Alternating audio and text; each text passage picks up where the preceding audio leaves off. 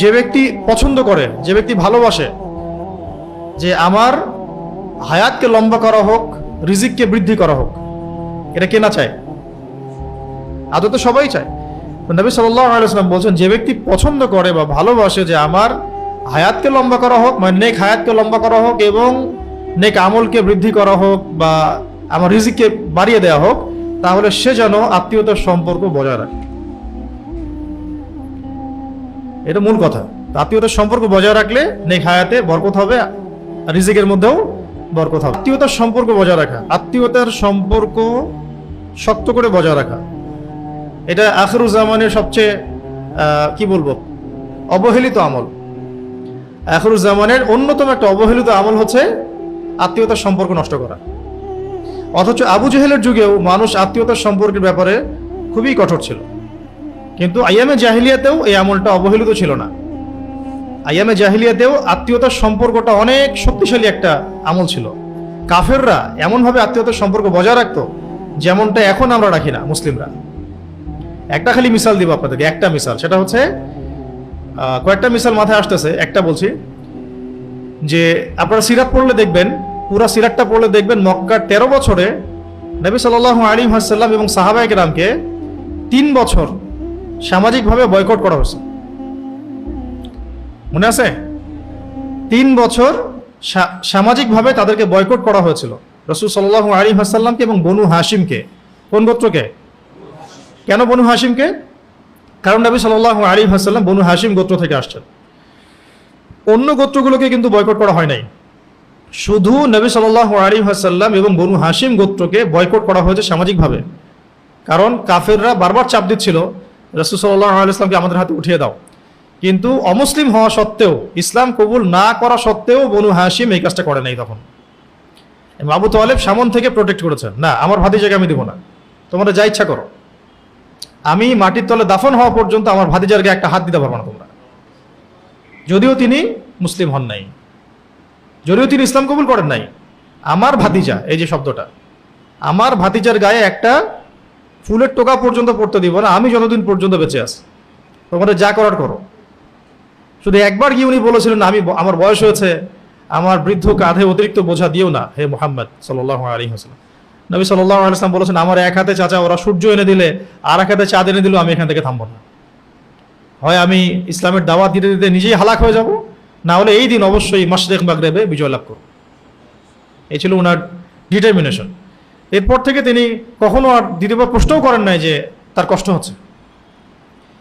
তো এই বনু হাশিম গোত্রকে আবু জেহেল, আবু লাহাব, উতবা সাহেবারা এরা মিলে, মানে আইয়ামে জাহিলিয়াতের যে দারুন নাদুয়া পার্লামেন্ট, এরা মিলে 3 বছর সোশ্যালি বয়কট করেছিল। না তাদের সাথে ওঠা বসা করবে না, লেনদেন করবে না, চলাফেরা করবে না, ইভেন তাদের সাথে বিয়ে শাদীও করবে না। তখন তারা শিয়াবে আবু তালেব মানে পাহাড়ের পাদদেশে গিয়ে 3 বছর তারা গাছের ছাল পাতা খেয়ে থেকেছেন, মানে সোশ্যালি বয়কট করা, উন্মুক্ত কারাগারের মধ্যে। কত বছর? 3 বছর। 3 বছরে যারা বয়কটের শিকার হয়েছেন তারা সবাই মুসলিম ছিলেন না। নবী সাল্লাল্লাহু আলাইহি ওয়াসাল্লাম এবং বনু হাশিম গোত্র, বনু হাশিমের সবাই কিন্তু ইসলাম কবুল করেনি তখন। ইসলাম কবুল করার কারণে তারা এই মানে সমস্যাটাকে নিজের ঘাড়ে নেন নাই। নিয়েছেন কোন কারণে জানেন? আত্মীয়তার সম্পর্কের কারণে। মুহাম্মদ আমাদের আত্মীয় হয়, আমরা বনু হাশিম গোত্র, আমার গোত্রের উপরে আক্রমণ এসেছে। সে মুসলিম হোক আর অমুসলিম হোক সেটা তারা বাছবিচার করছে না। আমাদের ভাতিজা, আমাদের লোক, আমাদের ভাই, আমাদের চাচা ইত্যাদি। বুঝতে পারছি কথা? এই 3 বছরের যে কষ্টের সময়টা তারা নিজেদের উপর করে নিল, 3 বছর যে তারা কষ্ট করে শিয়াবে আবু তালেবে থাকতে লাগলো, এটা শুধুমাত্র ইসলাম কবুলের কারণে না। বনু হাশিমের সবাই তখন ইসলাম কবুল করে নাই, কিছু কিছু মানুষ করেছেন। তো তাদের জন্য তো অনেক যৌক্তিক যে আমি ইসলাম কবুল করেছি তাই আমাকে তারা বয়কট করে দিল। বাকি বনু হাশিমের যারা ইসলাম কবুল করে নাই তারা কেন এই সাফারিংসটা নিজেদের ঘাড়ে নিবে? কোন কারণ নিয়েছে? শুধু আত্মীয়তার সম্পর্কের কারণে। আর আজকে মুসলিম হওয়ার পরেও মুসলিম ভাইয়ের পাশে দাঁড়ায় না। বুঝতে পারতেছি? আজকে মুসলিম হওয়ার পরেও একটা মুসলিম দল বা একটা মুসলিম সংগঠন আরেকটা মুসলিম সংগঠনের পাশে দাঁড়ায় না, একজন মুসলিম ভাই আরেকজন মুসলিম ভাইয়ের পাশে দাঁড়ায় না। বনু হাশিম তখন ইসলাম কবুল করেননি সবাই, কিছু মানুষ ইসলাম কবুল করেছেন, তাদের জন্য এটা তো যৌক্তিক যে আমি ইসলাম কবুল করেছি তাই আমাকে এই বার্ডেনটা নিতে হচ্ছে। বাকিরা কিন্তু ইসলাম কবুলের কারণে এই ত্যাগ স্বীকার করেন নাই। আমার গোত্রের মানুষ কষ্টে আছে তাই আমি ওখানে গেছি, আমার ভাতিজা কষ্টে আছে তাই আমি তাকে সাপোর্ট করতে গিয়েছি। তার এখান থেকে কত বড় শিক্ষা আছে দেখেন, আত্মীয়তার সম্পর্ক তারা আইএমএ জাহিলিয়াতেও রক্ষা করত, সে আত্মীয়তার সম্পর্ক আজকে আখিরুজ্জামানে মানে উঠে গেছে বললেই চলে, ইল্লা মাশাআল্লাহ। কিছু কিছু জায়গায় বাদ দিয়ে, খাস করে শহর কেন্দ্রিক জীবন ব্যবস্থা আমরা যারা থাকি, আমাদের মধ্যে এই মানে আত্মীয়তার সম্পর্কে যে বন্ডিং, এটা দিন দিন কমতেছে, কমতে কমতে এমন একটা পর্যায়ে যে এখন তো ওই হাদিসের উপর আমল হচ্ছে যে পিতা সন্তানকে হত্যা করছে, সন্তান পিতাকে হত্যা করছে, ভাই ভাইকে হত্যা করছে, আরেক ভাই আরেক ভাইকে হত্যা করছে, এমনটা হচ্ছে না? এটাও কিন্তু আখিরুজ্জামানের হাদিস, শেষ জামানে এরকম হবে যে আত্মীয়তার বন্ধন যেমন নষ্ট হয়ে যাবে, একইভাবে ভাই ভাইকে হত্যা করবে, পিতা সন্তানকে, সন্তান পিতাকে, সন্তান মাকে এভাবে হত্যা করবে। এখন দেখেন এগুলো চলছে, এবং ফিগার পরিসংখ্যানটা কিন্তু খুব অল্প না, অনেক ভালো, রেশিও কিন্তু অনেক ভালো। তো আল্লাহ পাক আমাদেরকে আত্মীয়তার সম্পর্ক বজায় রাখার তৌফিক দান করেন। এই বিষয়ে একটা হাদিস বলি, তারপরে আমরা পরের টপিকে যাচ্ছি।